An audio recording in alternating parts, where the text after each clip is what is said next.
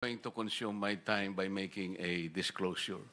Kahapon po, mga pasado po alas 2 ng hapon, tumawag po sa akin si former Congressman Mike Defensor. Tinanong ko po kung ano ang kailangan niya. Meron daw pong isang tao na matagal na po niya kung gustong kausapin para sa isang paglalahad ng kanyang nalalaman tungkol po sa ating iniimbestiga sa committee ito.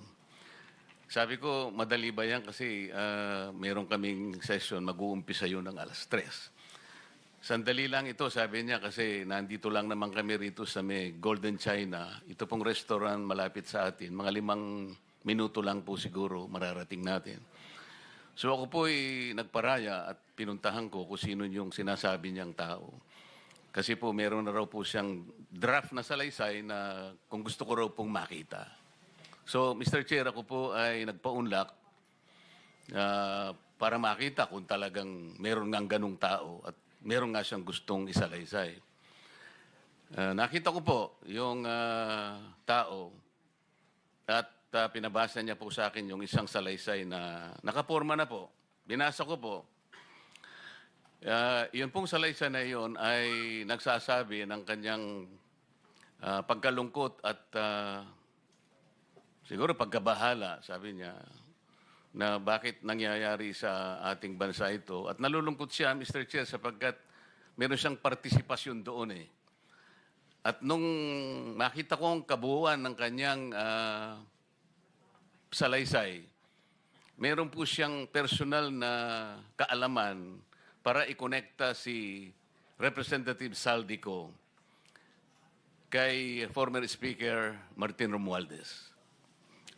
Sabi ko, hindi ako pwedeng magtagal, nabasa ko na ito, hahabol ako sa aming sesyon alas 3. Pero kung talagang ikaw ay voluntaryo mong gustong gawin yan sang-ayon sa iyong nilalahad dito, di sige, i-finalize mo yan at gusto ko, ipanotaryo mo sapagkat hindi po pwedeng hindi notaryado yan. At kung buo ang loob mo at talagang yan ay matagal mo nang iniisip, pumunta ka ako bukas ng umaga sapagkat meron kaming pagdinig. Mr. Chair, nandito po yung tao at hawak ko po yung ilang piraso ng kanyang sinumpaang salaysay. Kung po pwede po sana natin siyang tawagin ngayon, para ngayon siya po ang mismo maglahad ng kanyang salaysay sa ating gitna. Okay, you may call him. Mr. Chair, I'm calling Mr. Orly Regala Gutesa para po humarap sa atin. Mr. Gutesa, kayo po ay umupo dito sa may gitna. Pakibigyan mo ng copy si Mr. Chair. Page. Okay, bigyan mo si Chair. Mr. President. Bigyan mo si Mr. President.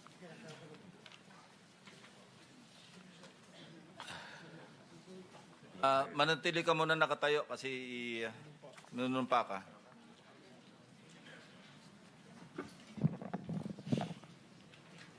Raise your right hand. Yeah. Do you swear or affirm to tell the truth, the whole truth, and nothing but the truth in this proceeding? Yes, sir. Salamat. Take your seat, please. You may proceed. You may continue.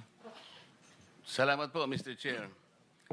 Mr. Gutesa, kaninang ako'y nagpapaliwanag para ipakilala kita. Narinig mo yung aking sinabi.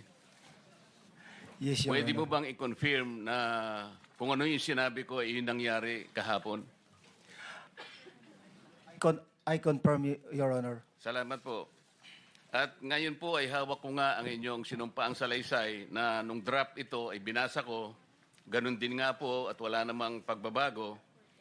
At gusto ko lamang pong sabihin ninyo na mayroong pirma sa ibabaw ng pangalang Orly Regala Gutesa. Kayo po ba ang nagpirma nito? I confirm, Your Honor. At gaya po ng sinabi nyo sa akin kahapon, voluntaryo yung ginawa ito at wala namang namilit sa inyo. At katotohanan yan, ako nga po ay ininyayahan nyo para makita ko yung inyong salaysay.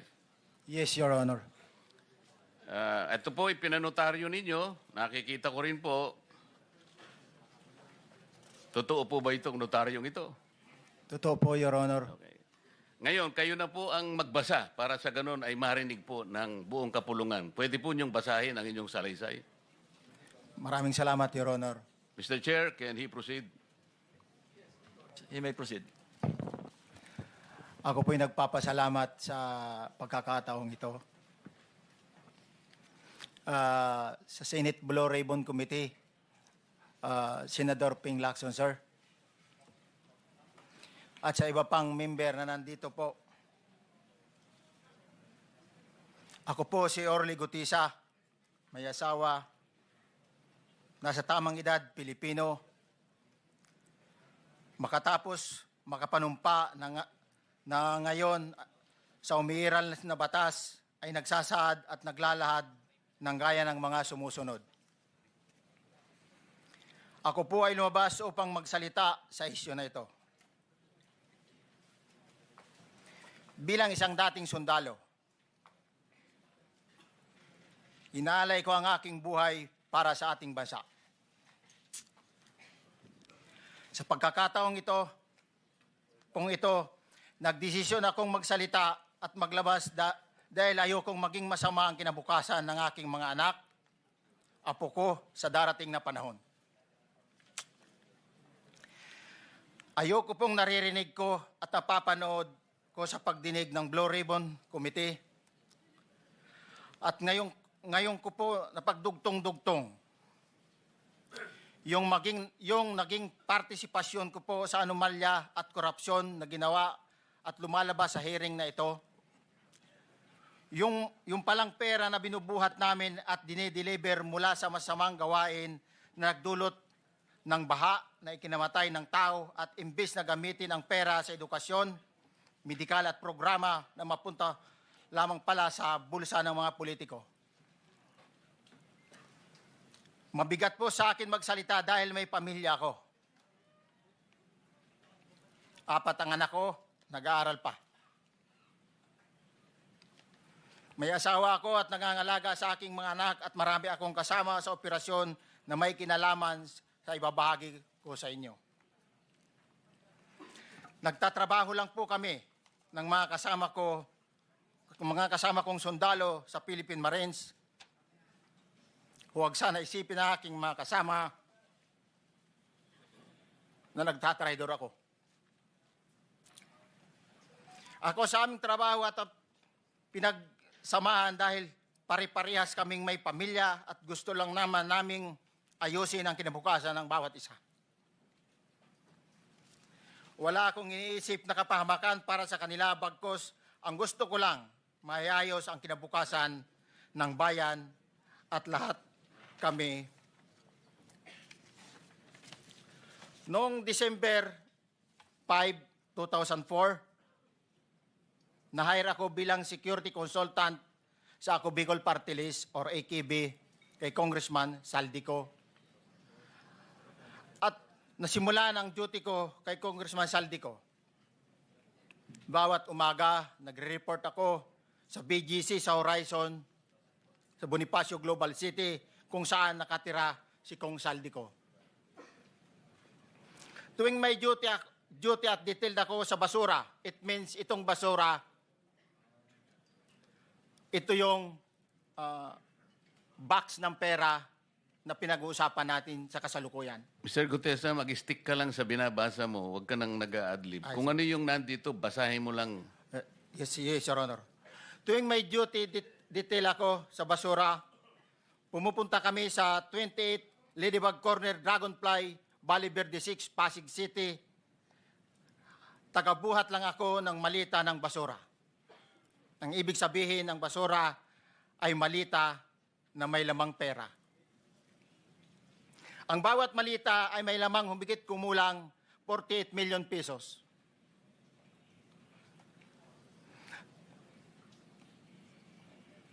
Ang bawat malita ay may post-it na nakadikit na nakasaad kung magkano ang laman ng bawat malita.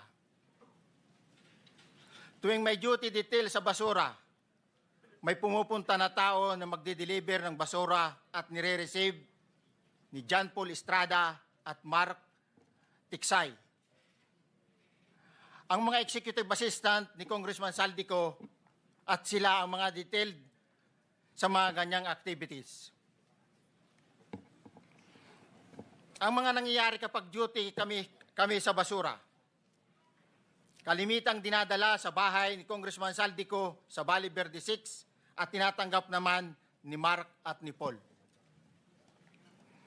Pagkatapos naming may baba ang nasabing basura, ipinapasok sa bahay ni Congressman Saldico sa Valle Verde 6 at binibilang ni Mark at ni Paul.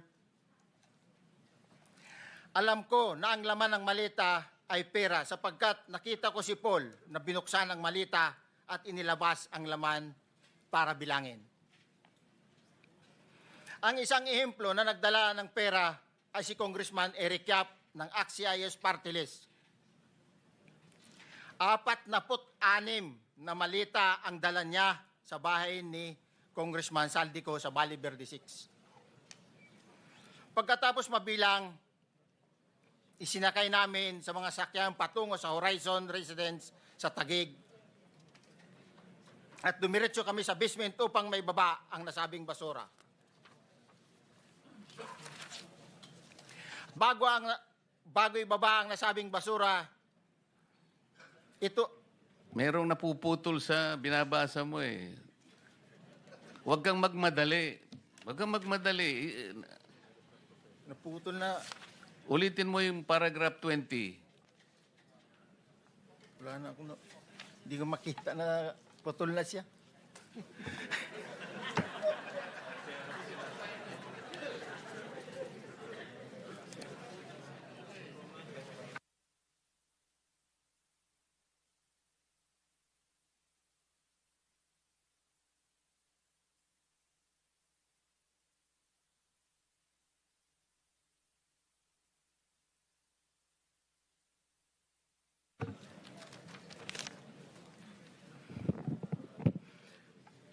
Pagkatapos, mabilang ang sinasakay namin sa mga sakyang patungo sa Horizon Residence, Taguig.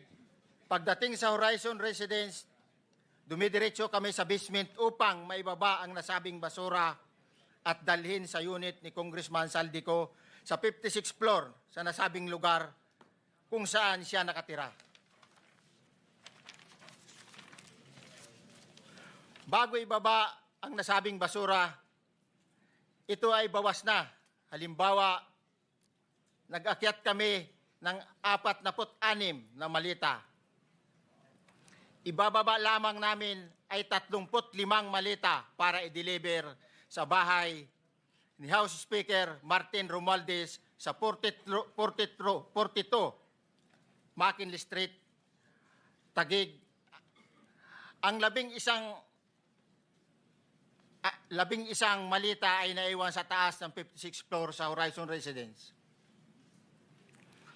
Humigit kumulang 3 beses ako mismo ang nag-deliver ng basura sa bahay ni Congressman Saldico sa Horizon Residence at sa mga bahay ni Speaker Romualdez sa 42 McKinley Street, Taguig. Mas maraming pagkakataon na nagde-deliver kami ng basura sa bahay ni Speaker Romualdez at sa bahay ni Congressman Saldico dahil iba-iba kaming mga nakadetailed na close-in, backup at advance party na nagkakaroon ng rotation. Sa huli, ako po ay nagnanais na mapasailalim sa Witness Protection Program dahil alam ko po nanganganib ang buhay ko at ang aking pamilya sa ginawa kong paglalahad na ito. Sa katotohanan na ang lahat ay nilagdaan ko, ang salaysay na ito ay kusang loob at walang anumang pamimilit at bunsod lamang ng hangarin matulungan ang ating bansa. Ito po ay nilagdaan ko, Your Honor. Thank you, Orly. Before you proceed, meron lang ako papakitang litrato sa iyo, no? I-confirm mo, kasama na rin si Bryce, kung yan ba si Paul na binabanggit mo. I confirm, Your Honor. Yun nga po, Your Honor. Siya po. Okay, so, yeah, for the record, andito po yung litrato nung binabanggit na si Paul. Ang pilyado nito.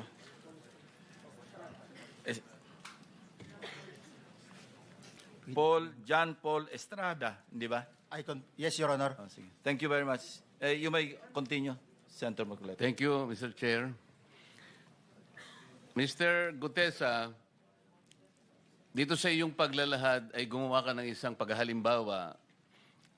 Inihalimbawa mo si Congressman Eric Yap, ngunit isang tagpo lang yun eh. Ikaw ay na-hire ni Representative Saldico, sabi mo rito, ay December 5, 2024 pa. Yes, Your Honor. Sa pagkakaalam mo, mga ilang beses kayong gumagawa ng bagay na ito. Ibig sabihin, yung pagdi-deliver ng pera, sa natatandaan mo, gaano kadalas ang pagdi-deliver? Kasi ang ginawa mo kanina ay isang example lang. Pwede mo bang ipaliwanag? Your Honor, minsan kasi pag-duty kami, na ang actual ko na delivers talaga sa bahay ni Congressman Romualdez is 3. Tapos pag may duty kami, nagkakaroon ng detailed. Minsan namumonitor ko doon sa group chat namin, may basura tayo deliver. Minsan namumonitor ko siya is 3 times a week ang delivery doon sa Forbes, sa bahay ni Kong Romualdez. Yung pera minsan nanggagaling lang doon sa horizon sa taas, ibinababa. Tapos may detail lang na tao, namumonitor ko naman sa GC namin. Kaya nalalaman ko yung movement ng tropa, kung ano yung sinasabing basura ng delivery. Your Honor. So yung delivery o yung movement ng tropa nagaganap average 3 times a week. 3 times a week, Your Honor. Nagsimula noong December 2024. Yes, Your Honor. Hanggang ngayon ba ay naglilingkod ka pa kay Representative Saldico? Sa kasalukuyan po ay nag-resign po ako noong August 5, itong taon po na ito. So, maliwanag ba ang ibig mong sabihin para sa kapulungan ito ay nag-a-average ng 3 beses sa loob ng 1 linggo ang pagdi-deliver ng pera kay Representative Saldico at tuloy-tuloy naman doon sa bahay ni former Speaker Martin Romualdez sa ganong rate, ganong beses, 3 beses sa loob ng 1 linggo. Yes, Your Honor. Magmula December 2024 hanggang ikaw ay mag-resign noong August 2025, this year. Yes, Your Honor. Mr. Chair, Senator Marcolita, short Yes. interjection. With the permission of Senator Marcoleta. Thank you, may proceed. Mr. Chair. May maibigay ka ba na pangalan? Kasi ang sinasabi mo lang ngayon, as far as you're concerned, during ikaw ay nagdo-duty, nagro-rotation basis yung duty. So pag wala ka, absent ka, iba ang nagdo-duty, iba rin ang nagtatanggap sa pera at nagdi-deliver. Am I correct? Senator De La Rosa, may I just remind you na isang follow-up. Pero kung gusto mo ituloy at pahig si Senator Marcoleta, naka-charge sa oras niya yung mga susunod na tanong. Okay? Okay lang. Okay lang. Sige, boss. May- Nandiram meron lang pa naman namang- ako sa iyo. Go ahead. Meron ka pa namang 4 na minuto pa mahigit yan. Yes, sir. So, sige. Very quick lang. So, pag hindi ka duty, may ibang nag-deliver ng pera kay Saldico at kay Speaker Romualdez. Pag nangyayari yan, sir, pag hindi ako duty, may makadetail talaga sa basura na yan. Pero ang authorized lang na mag-deliver at mag-receive niyan is yung 2 tao na binanggit ko, which is John Paul Estrada and Mark Tiksay. Okay. Thank you, Mr. Chair. Thank you, Senator Marcolita. Mr. Gutesa, sa panig ng pagdi-deliver sa bahay ni former Speaker Martin Romualdez, sinong tao ang nagre-receive? Sa mga ganun, sir, ang may contact, Your Honor, is yung si Paul at si Mark lang ang may contact doon sa receiver. So pagdating doon, nakabukas na yung gate doon sa Forbes, pumapasok na lang kami. Then pag nabuhat na namin yung mga malita na ibaba na, so lalabas na kami. Wala na kaming basta may deliver lang namin yung mga basura doon sa bahay, wala na kaming noon, Your Honor. Alin-aling bahay Yung ang 42. pinagdi-deliveran mo sa panig ni former Speaker Martin Romualdez? Yes, Your Honor, yung 42, yung dito sa may Forbes Park. Yun lang? Wala nang iba? Mayroon pa yung bago nakaraan doon sa na Intinara, yung dating bahay ni Michael Yang. Sa pagkakatanda mo, mayroon pang ibang lugar na kung saan nagde-deliver kayo? Sa Aguado, dyan sa Malacanang. Aguado? Excuse me, Senator Marcoleta. Sino Michael Yang? Yung dating sa Pugo yata yon. Sa? Yung dating sa Pugo. Yung Michael Yang. dating bahay ni Michael Yang. Dating bahay. Yes, Your Honor. Okay, thank you. Ibig mo sabihin, nabili ni Speaker Martin yung bahay ni Michael yan? Allegedly, Your Honor. Pero paano mo alam na bahay ni Speaker yon? Kasi doon na nagde-deliver yung tropa nung hindi na nagde-deliver doon sa 42, Your Honor. Ngayon, sinasabi mo meron kayong chat. Nagagamit mo yung chat para ma-monitor mo yung rate ng delivery at kung sino-sino yung nagdi-deliver? During the time nung nandoon pa ako, Your Honor. Mr. Chair, salamat po at baka meron pa pong Thank you. gustong Yeah, itanong ating may mga kasama. papakita pa ako isang litrato pa, no? Identify mo lang siya. Sino yan? Mark Tiksahi, Your Honor. Meron pa ba nakakakilala sa kanya bukod sa'yo? Dito? Wala. Nabanggit kasi ni Engineer Alcantara rin dito eh. Sa salaysay mo noong September 23, sinasabi mo, hindi ko po siya na-meet during pagdadala. Ang tao niya po ay may alias lang na Paul at Mark. Na-meet mo ito si Mark, Engineer? Sa Valle Verde po, once lang po. So, kinukonfirm na si Mark Texa ito? Mark po and Paul, karaniwan po. Ng, Okay, thank you. Thank you, Senator Marcola. Mr. Chair, may tatanong lang po kung Yes. with the permission of Yeah, okay. Senator Marcoleta.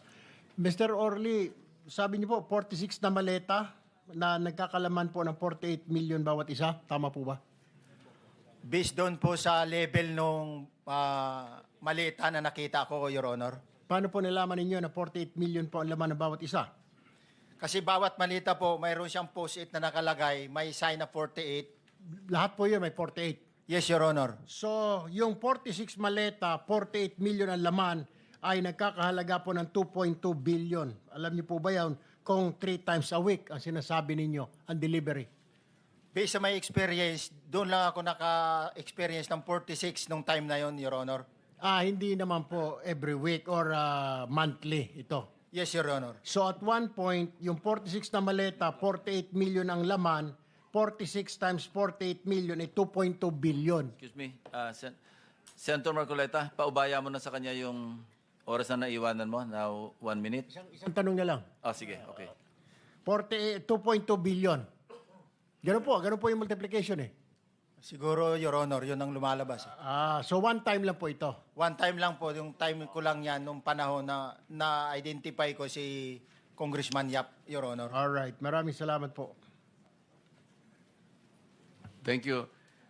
Yung paghalimbawa mo, kaya mo ginawa, dahil yun ang pinakamalaki. Yes, Your Honor. Pero pangkaraniwan, dahil 3 times a week, mga ilan sa tingin mo yung karaniwang na i-deliver? Ilang maleta? Usually, pag nanggagaling na sa Horizon, na idine-deliver na doon sa Forbes, minsan mayroong 15 or kaya 18 ang malita. Pero yung malalaking malita yon na nagre-rate yung bawat malita, minsan mayroong 48, may 50. Sa mga tweet, Mr. Gutesa, pangkaraniwan, 15 to... 15 to, Your Honor?